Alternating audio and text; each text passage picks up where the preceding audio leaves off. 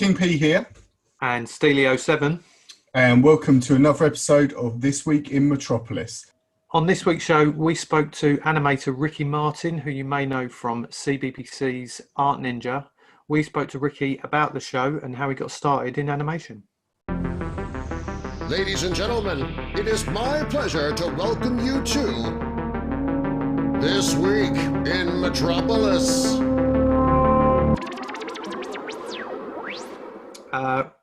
Ricky Martin, you are on This Week in Metropolis. Thank you ever so much for coming on and joining us for a chat. My absolute pleasure. Thanks for asking me. No, thank you. What else am I going to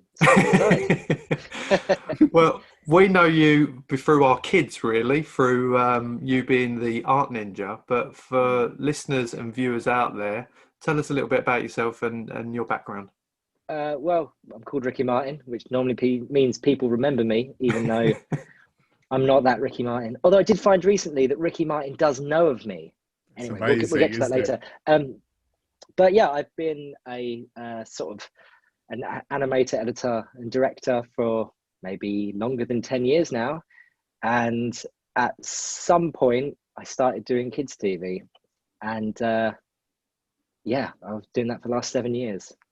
Which has been great fun. Like, it's ridiculous. Imagine getting a pass to just be as silly as possible. And everyone just, all your mates see like you on TV when their kids are watching and just go, oh no, that's fine. What he's doing is absolutely fine because it's for kids. And if it wasn't, you're just mad. But yeah, it's great. How did you get started in animation? Was that something that you was interested in from an early age? Well, yeah, totally. I mean, all kids are interested in animation. Like when I was younger, I used to get up on Saturday, Sundays mornings and just watch Sharky and George and bits and bobs like that. But I used to draw all the time. Like it's the only thing that really made me keep still because I'm a little bit hyperactive as a child. So I had like art clubs. Do you take your kids to art clubs? No, but I draw with them constantly. Good. I love it. My little man is only 4, so it's a little bit soon for art clubs. You. But yeah, he's already better than me, definitely. But yeah, just he loves drawing in general, but none of it makes a great deal of sense at the moment. Perfect. You know, you can't go wrong in that situation, can you? You literally can't do anything wrong. I think that's what I really enjoyed about it when I was a kid. And then I had this frustration that they weren't moving. I used to put like speed lines behind them or like do weird perspectives or whatever.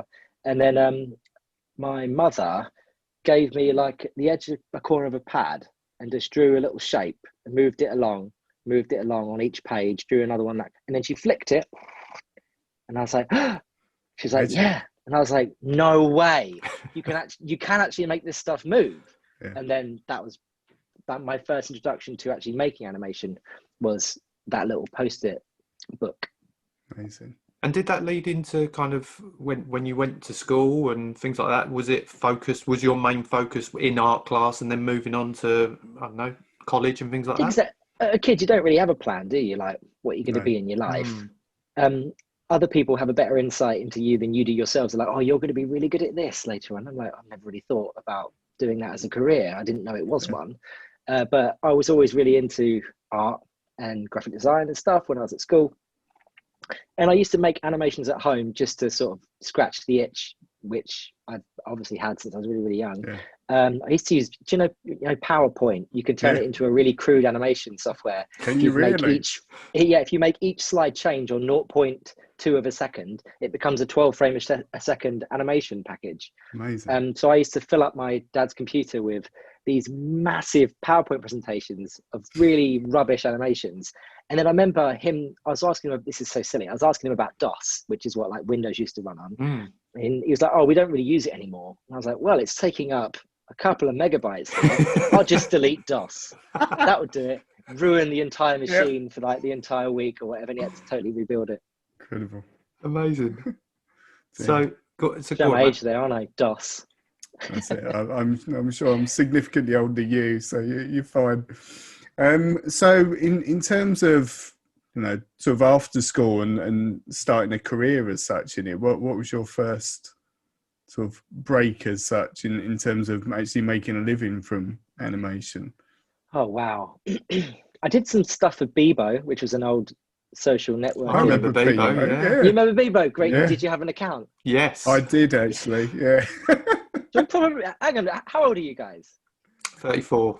I'm 42. Okay, I'm 35, so we're a similar generation. Yeah. At least, yeah. So yeah, I did some stuff for Bebo, but I went to it was what was it? It was on a series called Lonely Girl or something like that. It was like a I remember that. Yeah, it was. That was on MySpace, wasn't it? Was that on MySpace? And there was parts of it. There was a series on MySpace, and they moved parts of it over to Bebo, and they become like this secret thing in the background of it. I don't know if I'm saying the right thing. Maybe it was meant to be like Lonely Girl. It was like a porn, a rip off of it. But then I wanted to do university. I looked into doing video game design, but it was a Bachelor of Sciences, so I just no, not that. I'll go into media production and animation. There was a really good one in Bristol, and that was where Aardman was as well. And I had this, like, when I decided to do animation at Bristol, I had this like this weird little plan in my head. It's like, I'll go to university, I'll make my university film, I'll win an award for it, I'll become a director at Aardman, and that will be it. Sorted. So I did have this plan, but it didn't quite go according to plan, if you know what I mean. They never really do they? No, although it kind of did go according to plan in the end. There's a little bit of the whole sort of creating your own, what's it called? You write things on a board, your own like a destiny board, don't you? And if you just believe it's going to happen, sometimes it does. Yeah. So where did the break come for getting on TV then? Because of course, if you had that kind of idea of what you wanted to do, there must have been something. It's all tied to Aardman, really, because I started. So I went there as a job in the machine room, which is where you basically play tapes out and send them to festivals. And whenever you put a tape in and press play, it's a 3-hour tape. What are you going to do for 3 hours or wait for it to play out? And there's a massive animation studio here. So I just went to the model making department to N-Team. Was like, can I have some clay? He's like, yeah, sure, help yourself. Go in the bin. There's like loads of like half destroyed puppets from loads of commercials and whatever. And I just started making my own ones and playing with my desk and animating there. And then that led to me sending them around the company because I had kind of a show and tell on Tuesday mornings. And from that, a guy there called Miles, he was head of broadcast back then, was just kind of interested. He was just like, I like the fact that you're doing stuff. And he's always like sort of like been able to grab somebody with a bit of energy about what they want to do. He used to say, don't make it perfect, make it now. And then sort of try and like give them the next leg up, at least just believe in them a little bit so that they would do more. And that led to working in broadcast as a development assistant. When we were there, they were doing a show for BBC called Wallace and Gromit's World of Invention, which is where Wallace and Gromit were the presenters, and what they were doing were like the anchors for the show, trying different bits. And that came with a digital aspect online, and they wanted make and do bits for kids. And because I was just working on bits of development here and there, Miles and the guys down digital were just like, Ricky, can you see if you can make these things and see if they're any good? I see if they're difficult. So I made them, but when I made them, I filmed myself doing them because they were for my friends down digital. And I just thought it'd be funny to make them like stupid little videos of me having a go at it. And then that led to the BBC seeing it. And then they said, yeah, we'll want all of those for the website. So we made those for the website. And then Miles showed those to somebody else. And then we got a pilot through CBBC, which they didn't take. They went with, because it was a science show. Like they went with Dick and Tom's like Absolute Genius or something, which I don't think I've ever admitted that to them, but it's their fault that we didn't do that show. So I should probably tell them. And to be honest, it was a science show, and I'm not a scientist. Like, I'm an animator, I like drawing. So they didn't take the show, but I messaged the head of CBBC because I just had an email and just saying, oh, do you know what? I really enjoyed presenting. It was quite fun. This thing wasn't my cup of tea, but if you ever do arts and craft, that's totally my bag. Give me a shout. She immediately emailed me back and said, these guys are developing a show. Do you want to go and hang out with them and see what you can do? Wow. And that led to Art Ninja. So that was a really long story. I'm so sorry. No, it's honestly, it's not. No, that's really interesting. It's amazing with it sometimes. Like you said, you know, similar to you writing something on the board. It's amazing how there are those little opportunities where, if you hadn't sent that email, for example, that could have been it. You know, and you'd be off doing something else. But just that, who, in some cases, someone would think, well, the head of BBC, I can't contact them. They're they're not going to respond to my email, but it shows you, doesn't it? They're just people. And also, exactly. It's that exact moment. They might have been sitting there going, I need to get an art show off going at the moment. Got a few people developing it. Yeah. Oh, an email. And there you are. What's this Plum saying? Yeah, why not give them a go? Nothing else going on. Yeah. It's amazing. I was just going to say, because, I mean, I'm sure you might as well, Matt, but we all grew up, I'm sure you did as well, Ricky, watching programs like Art Attack with Neil Buchanan, and things like that. And it is like a modern day version of it, but just cooler for kids now. Like you think, when I think of Art Attack back in the day, it was like it was like a really, when you look at it now, it's quite old fashioned in a sense. It has dated, yeah. Totally has. Whereas your one's like a modern day twist on it. I know, but in 10 years' time, people look at art and they probably wow, it's will. really dated, hasn't it? Who's this guy? Old ideas in there. Yeah. There's a really good so because it is a sitcom as well as a art show, I think that makes it different from what we've seen before. But there's Spanish dubbed versions. Really? And these are better than the English because suddenly the sitcom part of it, the drama part of it, becomes like a real Spanish sitcom, and it works. Like all of our rubbish overacting suddenly has a reason. It just feels like a proper Spanish show. Search for it. It's called Art Ninja, but with an E on the end of art. Right. I will do. So in regards to, I'm glad you mentioned the sitcom sort of element to it. In the program, it's portrayed as your parents and your friends and so on. Is there any portrayed? Truth? Well, I was going to say, is there truth to the fact? Are they your parents? Are they actually your friends that appear in it? What do you guys think? I'd like to think yes. You want to believe it. Yeah. So the guy that plays my dad is Terry Martin, my dad. Good. 100, a man of 100 takes. He's brilliant. It will take him 100 takes, but we'll get it. We will get it. Then, well, Sarah, Gav, Rich, Ella, Matt, Mikey, every single one of them, they're my friends in real life. That's awesome. But the reason they're in it isn't the reason that they should be in it. So originally, what I foresaw in this bit was getting my creative friends involved so that when kids watch it, they can go, that person's a designer, that person's an artist, right? Yeah. If I want to carry on with the thing that I love, there's a career path here and these people are successful at it. For instance, Gavin's a great designer, now a director, right? Yeah. So you can do these things. It's going to happen. But what they went was like, oh, they're your mates. Cool. We'll use them as actors. And Gav is more your comedy sidekick in it. Yeah. He takes so seriously. That's the funnest bit of it. So like we'll be shooting and he'll turn to Jeff, the director, and be like, what's my motivation here? And me and Sarah just going, seriously, man, like you've got to hug this chicken thing. You've got to dance around. It doesn't really, come on. But he's like, I want to take it seriously. And we're like, oh, cool. Okay, let's do this. But yeah, they're all dragged in.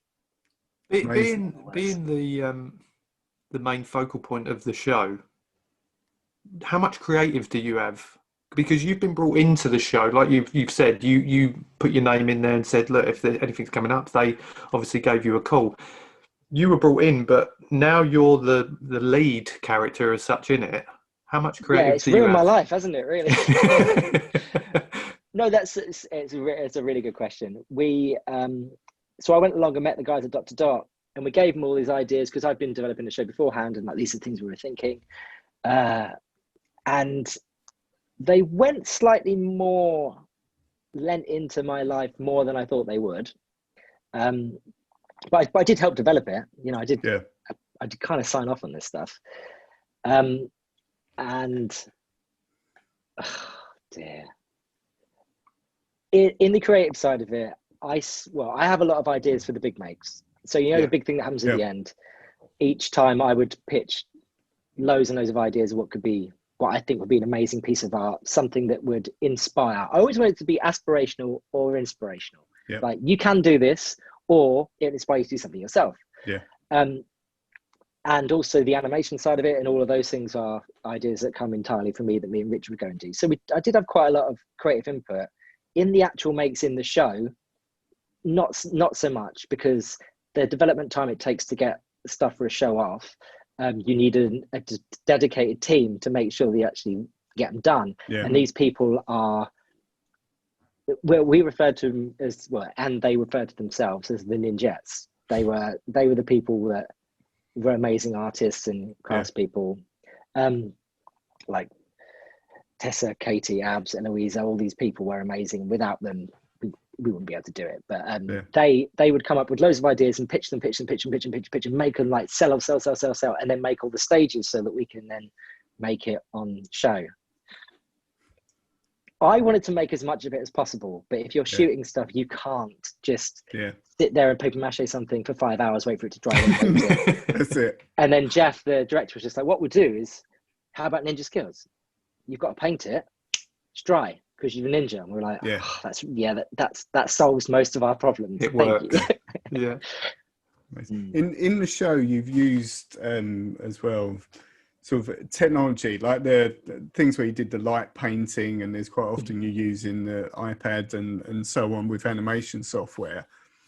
Is that something you embrace sort of on a day-to-day basis as well with your animation? That you look to, there you go. Sorry, I just held up technology? An iPad Pro, yeah. Yeah, totally. Like when I was younger, I used to draw everything on paper. I used to shoot everything with the animation rigs then were so much bigger. You would have an entire sort of rig of a computer that links up to a camera that then you have onion skin on it. Do you know what onion skinning is? No. It's where you see the previous frame before you shoot your next one, so you can sort of get a guide to how you're animating. Yep. So that used to be a massive deck of stuff. Nowadays, you can do it on your tablet or your phone, and I've totally lent into that. Like because. Even at Arbor, when I was working in the machine room and I was making animation at my desk, I was just shooting it on my phone and putting it together on my phone then, because it was quicker, easier, and there's less mess, less tie-in with less things you have to be reliant upon that are going to work. But yeah, technology's revolutionized the whole thing. I remember when Toy Story first came out, mine was blown. Now it's rubbish compared to the stuff we see nowadays. Yeah. Is there any sort of, you mentioned Toy Story, is there any animation that you look at and think, like, because you said that technology makes it a lot more accessible for people, but is there any films that you see and think, wow, how on earth did they do that?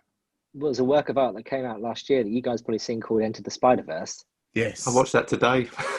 Good. Amazing grief. Film. Yeah. No, it's not the first time either. So no, I watched it again last week. It's just faithful to its back catalogue in the way it looks, in the way that something that's closer to you, rather than being out of focus, it's misprint. The colours are off from the lines. If you look really closely, there's like the dots of colour that you would have in. There's so many things in there that are amazing, and also it's done in a really old-fashioned way. As much as it's revolutionised quite a lot of the way that they're going to do the late ones, in the sense that when people do CGI animation, they put something on called motion blur, which forgives a whole like cavalcade of sins. You can do rubbish animation, you put motion blur on, you'll get away with it. Yeah. But what they were doing was like frame smearing. So if my hand's like one side of the screen and it's the other, rather than being a blur between, that would be one solid piece in one thing. So it's suddenly like a whip to it. It's such an amazing animation technique that isn't long forgotten, but when done well and brought into sort of our current way of doing animation, it becomes really, really impressive. Yeah, man, that was... And me and my friend Rich walked out of the cinema and we're just like going, that's the best Spider-Man movie we've ever seen. Also the best animation we've ever seen. Yeah. I was just going to say... For the eyes, isn't it? Well, and in addition to that, we probably look at it and go, it looks amazing visually. But I guess you look at it in a completely different way to us, being from the background that you have. Do you know what I mean? Totally. You must look at how this did they just do that? Yeah. Because there was a guy, Lewis, that worked at Urban years ago that did the Pierce Sisters animation, which they animated everything in CGI, and then they printed out all the frames and they drew over them and colored them in, and then they scanned them and turned it back into the animation. And that's like, it's a mental step, but it gave it such life and kind of a bleakness that suited it. There's so many like new techniques people are using. Like, I mean, you know, Leica that do like box trolls and all that. Those guys pre-animate the faces and then 3D print them and then put them on the models. It's like they animate twice. Wow. But the quality's there. Yeah. Probably not cost effective, but it's amazing. A question that we recently had a comic book artist come onto our show, and one of the questions I had for him was, with all the technology around today to do stuff in art in general, do you still like to go back to old school and just have a pen and a pencil and paper? Yes. Yeah. It's not necessarily if I'm just working out ideas. I mean, I still have a sketchbook. Yeah. Just because you can't keep everything that's going on up in your head, you've got to write some of it down. And there is a sort of a homely feel that I know where I am with a pencil or a pen and a piece of paper. And it's nice that it's real. I mean, a lot of the stuff that I want to do for real. I like practical effects more than special effects or CGI stuff. So yeah, I'm always returning to a very comfortable place in order to just get some ideas out in the first place. Although I do use the iPad quite a lot, which means that I have to use paper, but it's not quite the same. Do you know what I mean? Yeah. It's going to be one of those things where years ago, and like in years' time, when with your kids, you're going, "Oh, it's not like the vinyl like it was back when I was younger." I found it very interesting having my boys are sort of 7 and 12, and it was very interesting sort of watching their development. Particularly, I didn't let them have iPads particularly early, so I didn't want them to just be sort of hypnotized by these things at an early age, but watching them use technology in just a very different way to I do. And in terms of, I remember my son having Google, and I'm like, oh, you just type something in there, and he would want to use voice because it was easier. So no, Dad, you just say it and he'll do it. And like those little things just completely natural to them. But you know, for you, you think, well, no, you've got to use it this way. But no, it's so true, man. Like me and Rich will always joke about this in the studio. I say to Rich, and my friend Laurie, an editor, says it as well. We would call each other Ewans, mainly because Ewan McGregor had that series called The Long Way Round. Yes. Because what we'll do is we're so used to doing something a certain way, we're stuck in our ways. We're like, well, no, we have to write it first and then type it up, and then we can. Whereas, the kids that grow up with technology nowadays, it's so intuitive. They just go, Peppa Pig. And it goes, okay, playing Peppa Pig. Nice one. Cheers. Yeah. Do you think, sort of, I was reading very recently, there's a lot of animators sort of on sites such as TikTok and so on. Do you think that's a positive? No, I think that I don't know. I have strange views about social media. There's an awful lot of stuff that isn't moderated and probably isn't necessarily safe for kids to grow up. There's not like a penned area, and quite a lot of companies are then exempt from the way in which some of this media would affect people. Yeah. But the idea of the internet, a place where everyone can share ideas and things that they aspire to want to do and find other creatives, it's incredible. But there is this balancing act of like, if your social media trains you to crave attention rather than spending time being creative, which would eventually give you creativity, it would give you attention, but that balance is tipped in a maybe a slightly destructive favor, because you get addicted to this idea of attention, and then the world is not necessarily set up to keep that going for you. Yeah. Do you know what I mean? No, I do. I think as a forum for people to be inspired by each other, it's great. But I think if I could give you've not asked me to, but if I could give any advice, it's like, don't look at the people on social media as your competitors. Look at them as your collaborators. Yeah, 100% agree with that as well. You won't feel defeated. Yeah. No, and we often do that when it comes to thinking of ideas for our show, and it's you kind of look how other people are doing things, and it's trial and error, really, seeing what works. And I think as long as it's not a carbon copy and you can put your own creative twist on it, I think it's well, let's face it, some of the best like animations or pieces of art you'll go, I recognize that, but they've done this with it, and now I like it more. Yeah. Whereas if you do something entirely revolutionary, different, it's very hard to get people on board with it because you haven't taken them through, like, you've jumped straight to D rather than going A, B, C, and now we're here. And they go, oh, cool, I'm with you. Yeah, Definitely. I think it's fine to rip stuff off. Crack on. Who were your kind of influences? Who did you look up to when you was, I mean, I guess early on it would have just been, you know, you're too young to worry about what other artists are out there, I'm assuming.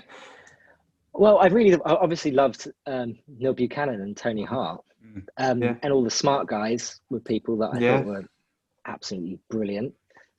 And then since then, I went through a period of time at university where I wasn't necessarily attached to any particular artist as something that inspired me, other than like Von Hertzfeld, which is some of the funniest things you've ever seen. It's just ridiculously weird animation. But I didn't have anything that I was going for because social media wasn't a big part of my life and I didn't see what everybody else was up to. That's when I was most creative. Yeah. It's when I had my best ideas, when I wasn't distracted by what everybody else was doing. It's like a horse runs faster if it's got its little blinders on, or what they're called, blinkers. And I'm trying to sort of recapture that, a little bit of an echo chamber of myself, to realize what I actually do. Because I used to share a studio with some amazing artists. And whenever I went to draw anything, I was so self-conscious because their stuff's so good and they all know exactly who they are that I just was judging myself before I drew anything. It's better to lock yourself in a room for a few days and make stuff and then... That's it. Well, was there any influences sort of outside the conventional art world that inspired you? Or even now, are there any sort of music or games or so on that you think, wow, I just love the style of that, or clothing, or skateboarding, because you're into skateboarding. Yeah, I'm a skateboarder, that is true. Yeah, I mean, it's all from social media though. Like there's been new animations that I've just thought were wicked. Like there was a Thundercats Raw, which is silly as hell, nothing like the old Thundercats. Yeah, it's got some energy to it. Like Gumball's great, like weird. Yeah. I'm very lucky to be working with a director at the moment that worked on Gumball. Brilliant. Which is, I mean, it's nice to hear his stories about it. Yeah, I bet. But wasn't plain sailing. Really? It was good, really good. Yeah. Also, I love Rick and Morty, but I think that's more of the tone. Yeah. But you have that bit where you're like, oh, I really want to make something like Rick and Morty. But what I really want to do, I want something that I enjoy as much as that. I don't want to make something like that, because all you're doing then is just you're chasing your tail, really, or chasing their tail. And by the time you've caught them, they're doing something else, and you'll be like, oh, I should have concentrated on what I was interested in. Have you ever watched Gravity Falls? Yes. That was the... we made a game for Gravity Falls at Ardman, actually, years ago. I've watched that good fun. Twice, start to finish. Now I find it enchanting. The story, the characters, the like the visual side of it, and all the hidden puzzles. It is Have you noticed that there's characters from Gravity Falls in Rick and Morty? And I've not watched Rick and Morty. No, I've not watched Rick and Morty. I've watched Rick and Morty. And if you're easily offended, don't watch it. It's very crude and rude, horrific actually, but it's liberating at the same time. I love it. I think it's amazing. And I was pretty late to it as well. I had friends telling me about it, and it was one of them ones that I'd seen kind of advertised and just kind of pushed it to one side, and then they said, no, you've got to watch this. Stick with it. Yeah, it's amazing. Yeah. And who's your favourite Rick and Morty character? God, good question. It's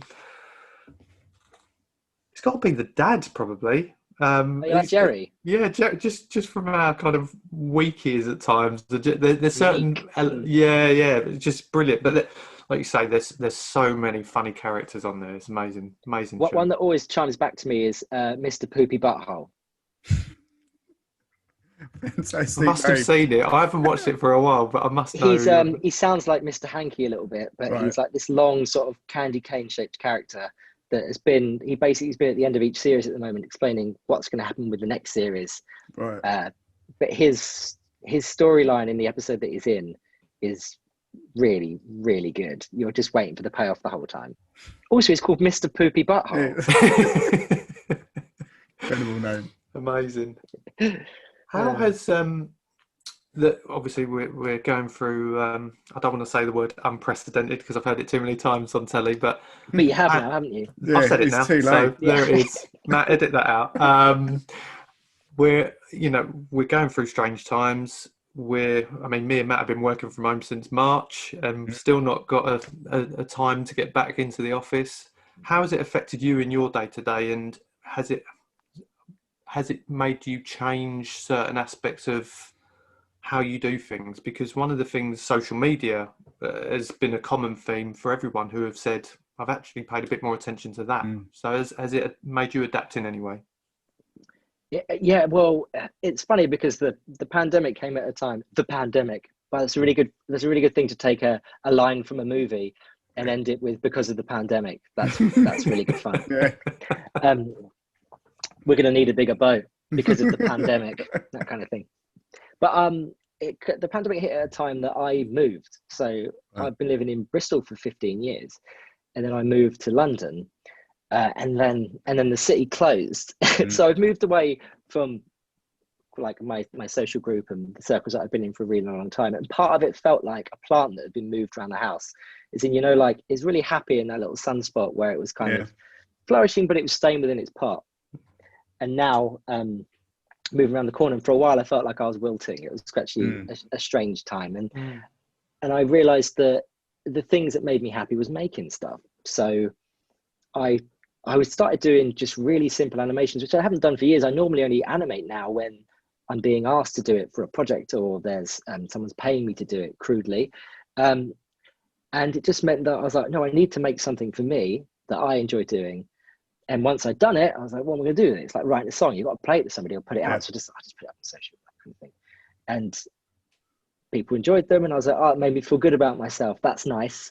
Maybe I'll do some more, that kind of thing. But I was happy already with the animation. So it did encourage me to do more of my own work. And with my girlfriend Zoe kind of being in this little echo chamber of our house, she's been getting into animation as well. Like maybe just because I was doing it all the time, but also because she's wanted to do it since she was a kid. Shouldn't take credit for that. And we just started to make projects together, like, because I mean, there's the art and animation is like dancing. It's for nobody else, really. It's just expression. It's a bit of fun. If people laugh at you in the dance, great, they're getting fun from it as well. That's fine. But it has meant that I've probably produced more little sort of scratches of creativity rather than a bigger project, which it has led me to do. Now I've started to say, there's an idea I've always wanted to do. I've got the time because I can't go out. I'll start doing that now. Because let's face it, my commute is here. That's my bed. Yeah, I get out of that, right, and then we sit here, 6 foot. I have to go via the kitchen or the bathroom, but the commute's different, and being able to take in all those different like just things you see around each day, which would inspire you to do something, give you an idea. You have to inspire yourself a little bit. Do you know what I mean? No, I do know exactly what you mean. I think but also don't beat yourself up when you don't, because it's hard. And I think everyone, sort of, it's we're doing a podcast throughout the thing, and just working day to day and whatever. I think everyone's had those moments and the highs and the lows of, oh, this is different. Oh, I can go in the garden. The weather's nice. Blah blah blah. And then, oh no, I've not got to commute. And then the other days where you think, God, what one thing what's that really going gets on? me, it's not necessarily a creative side, but one thing that really gets me is just the normal amount of exercise I would do just going about my day. I would cycle to the studio, I would cycle home, I'd then go skateboarding. All those things are gone. So now I have to like go out and choose to do like exercise, like running, or I've been doing outdoor swimming, which is going to be a shock to the system when it opens back up in a few more days. It'll be a lot colder. But that's something I totally took for granted. And it's funny how that bit makes a little bit more pent up than you would normally be. So with the way things are, what projects are you involved with at the moment and come in the near to future? Well, I can't talk about one of them because I've been NDA'd, but it's with my friend's company in Bristol. The guy actually that pulled me out of the machine room owns his own company now, Miles. Bit of a hero. So I'm working with him on some development stuff and some edits. I always do a bit of work for my friend Jasper, who works at Vans, a shoe company, which is great because you get given a piece by an amazing artist, and Jasper, this Scouse dude, a total legend, is like, Rix, what can you do with this? We need it for this kind of thing. We're thinking this, and I'll be like, I get to sort of collaborate on the ideas, and then I normally have a minute amount of time to then try to bring it to life, which is always challenging, but that's really good fun. Yeah.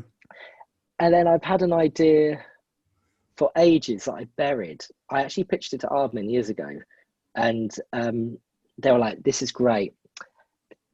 It's definitely something that should be made. Aardman will never make this. I was like, oh, okay, great. Thanks. It's the only thing about Aardman. I love that place and all of the people creatively, but I just think a lot of the things that my personal ideas, I did most of the ideas I did there in digital were for tender for the BBC or whatever. Most of my own personal ideas, they're not really Aardman ideas. I think it took me a long time to realize it wasn't the place that was going to make them, and I'd maybe just have to make them myself. Yeah. So I'm currently working on a really silly animation idea at the moment, but I'm at the animatic stage. So I've written I'm trying to keep it manageable. So I've written like a 30-second script that I'm then turning it into an animatic. If I find it funny, maybe I'll take it through to full animation. And then I'm always working with Rich T, a illustrator and artist from Bristol. We're always just doing projects together, and being away from him has meant that obviously I haven't done any work like that, but we have got something that's close to our hearts that we've been trying to put together for a little while now, which we will when we're allowed out. We're allowed in the pub. Yeah, it will come together. That's where the juices start flowing. That's where the juices start flowing. Exactly. A question that me and Matt were talking about the other day to ask you: has there been any opportunities that you've turned down? Interesting ones. Well, I got asked. This is so silly. They asked so many people though. So the RTS Awards always ask people to present their like Christmas quizzes. It's not televised or anything else like that. It's just it's scripted, but you're there as a presenter doing a pub quiz for all these sort of well-off TV folk. And they wanted me and Gavin to do it as a double act. I just didn't want to do it. I was just like, I don't have to do it. They're like, yeah, but we'll pick you up in a nice car. And I'm like, I live down the road. I'd just walk. Yeah, but then you get to do this. And Gav was really keen on it, God bless him. And I think did take the wind out of what would have been really fun. Yeah. And if I had done it, I probably would have enjoyed it. We just get asked at the wrong time. And I had a bit of a human moment and was like, I don't really want to do it today. I don't really want to do that. Get asked to do weird stuff all the time. Normally people contact me on Instagram and ask me to do weird things. Yeah, outrageous. Who would do that? Yeah.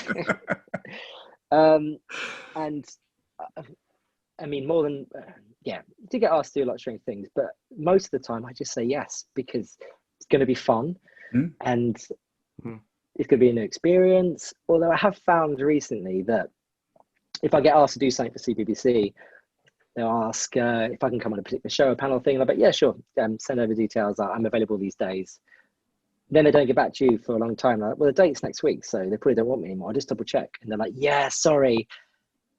We've all filled up now. It's like, hang on, wait, but you did ask me. Yeah. You could have told me no. It's fine.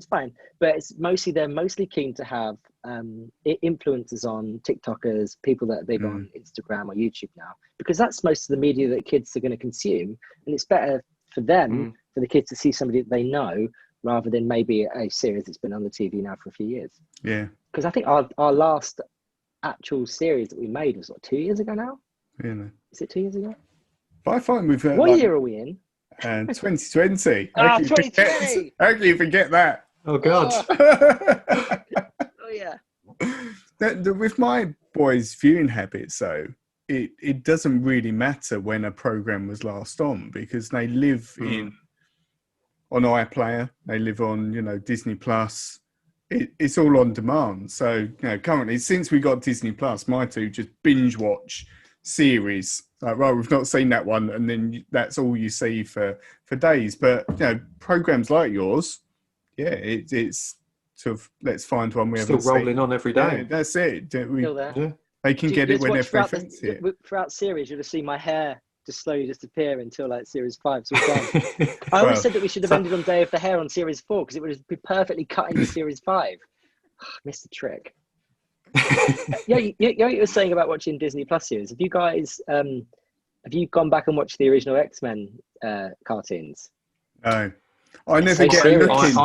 I started to because my boy's kind of right into Spider-Man at the moment, and we're watching a few of them. The only thing I would say, I mean, I love all the original ones from when I was younger.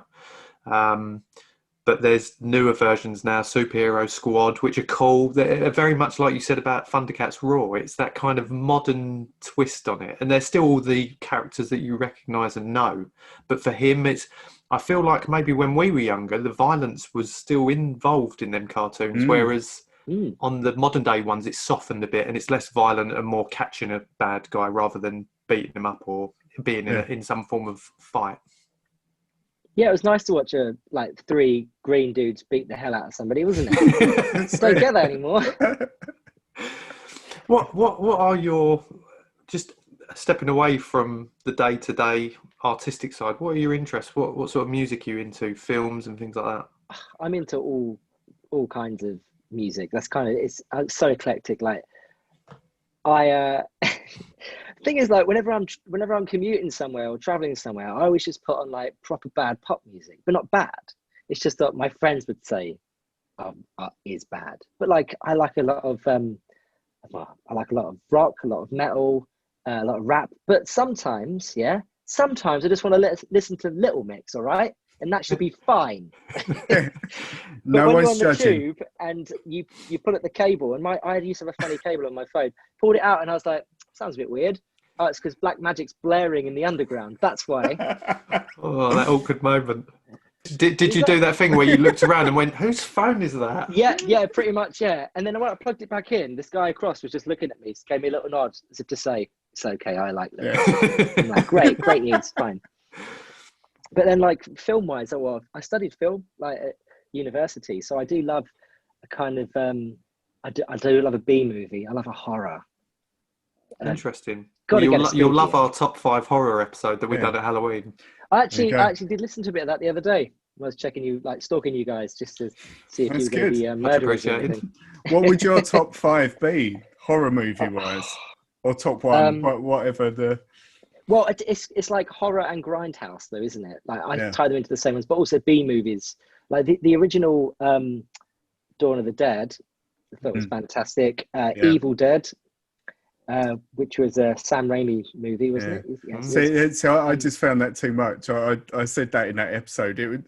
I started watching it. I think I got 40 minutes into it, and then there's a bit where the woman got possessed, and then they shut her downstairs and was trying to get out, and it just got to a point where it's just like gore and blood and just more and more. And I thought, great, isn't it? It's crazy. I can't handle it anymore. It's just too much. There's people just off there with like washing up liquid bottles full of red syrup, just spraying it everywhere like this. Going, more. That's exactly it. Yeah, so I really love a horror movie. Things like there's what's he called? Is it the Peanut Butter Falcon? Was an amazing movie. I know. That's Shia movie. Shia LaBeouf, yeah. Also, Safety Not Guaranteed, Me, Earl, and the Dying Girl. These are all like some of my favourite films. Really worth a watch. I like something that is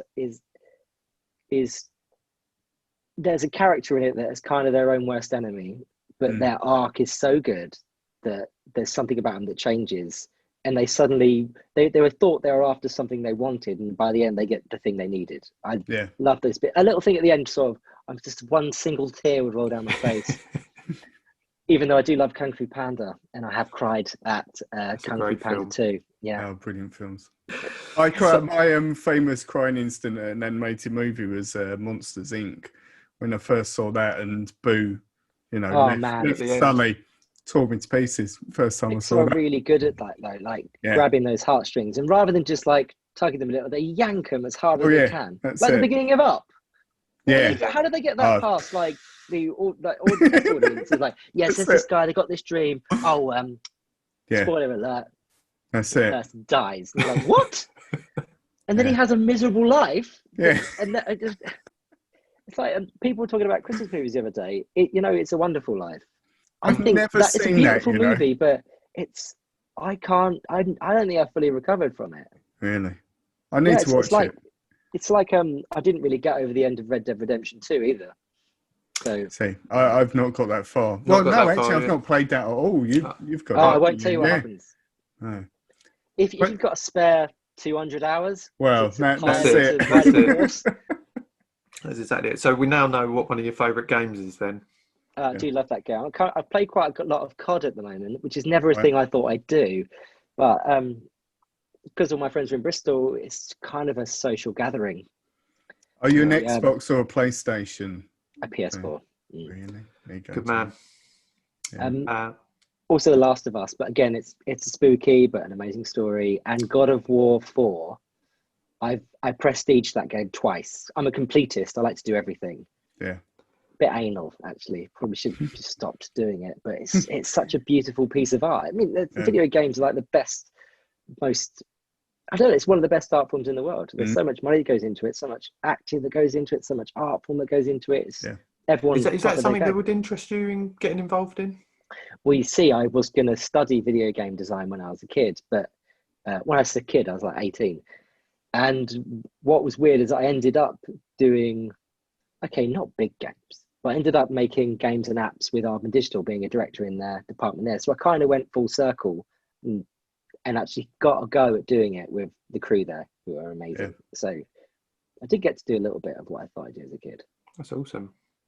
Is there anything on your sort of not necessarily bucket list, but sort of your mental list of I really want to do that in the future? Is there anything on there? Well, we've touched upon it a little bit. I really want to make my own horror movie, Grindhouse. Yeah. And I originally wrote a script. It was like an hour and 20 minutes long. I read it and it was rubbish. So I cut it down to Start again. Minutes. And then I read that and I was like, still rubbish. So then it ended up being about 6 minutes. And then I've broken that down into scenes. I've got characters-based stuff. I think I would have to storyboard it though, because there's a lot of film theory in it. Even though it's going to be silly and very gory, there's still a lot of film theory that I know that geeks would appreciate as much as I would. Like, they've used a bit of Dish Magnet at the end. That's very clever. Just because they couldn't get themselves out of that hole. That's nice. Or like just the way they might shoot something, maybe a bit of foreshadowing. There's lots of things I want to get into it. And then also the animations I want to do. I've always wanted to get something that was an idea that I had off the ground and made so that I can enjoy it, because I think if you make something for yourself, you're guaranteed to have one audience member that's happy. Yeah. And you'll find your audience, hopefully. There'll be some other weirdos like me. Exactly. Well, it's been a pleasure having you on. So sorry I've been so rambling along. It's been brilliant. Honestly, it's you been haven't. Brilliant. I haven't spoke to anyone in a day. Zooming me. Can you tell everyone where to find you on social media and wherever else? Of course, it's really easy. Unfortunately, Ricky Martin wasn't available, but you can find me on Twitter or on Instagram with the hashtag. That's right, with the handle @RexMartin. REXMARTIN. God, I'm dyslexic. I almost couldn't spell my own name. and just to end on, you said you was going to say about the Ricky Martin story that he's actually aware of you. Ah, right, because there's another presenter called Johnny who he does a load of interviews with people that have got like their next film coming out. His name's Johnny Nelson, by the way. He used to do the Saturday Mashup with Yasmin Evans. And he used to call me the fake Ricky Martin, not the real one. Even though I was born Ricky Martin, and Ricky Martin's actual name is, I think it's Nicholas Morales, I think. Right. And he was on a Zoom call interviewing Ricky Martin, just went, by the way, and dropped in that there's another Ricky Martin who does an art show. So Ricky's aware now because he was talking like this and like that. But annoyingly, Johnny talked over his answer, so we don't know what he would have said. But part of me hopes, because there's a huge a huge following for the Spanish version, he might have just seen it already anyway. Just been like, Mm. can we send a cease and desist over to that guy and make sure he doesn't use that name anymore? You must no longer be called Ricky Martin. Yeah. Precisely. Brilliant. Well, thanks once again, Ricky. It's been amazing talking to you. So thank you for taking the time out for joining us tonight. It's been wonderful. Well, I hope you enjoyed that as much as we did. Don't forget, if you did enjoy it, please like, subscribe on whatever platform you're watching and listening on, because in that way you won't miss out on any future episodes we put out. Yeah, and don't forget to follow us on all social media platforms as well. We're on Instagram, Facebook, Twitter, and give us a follow, and you'll be able to keep up to date with all of the latest episodes and posts that we put out there. But thank you for listening and watching. And we'll see you next episode.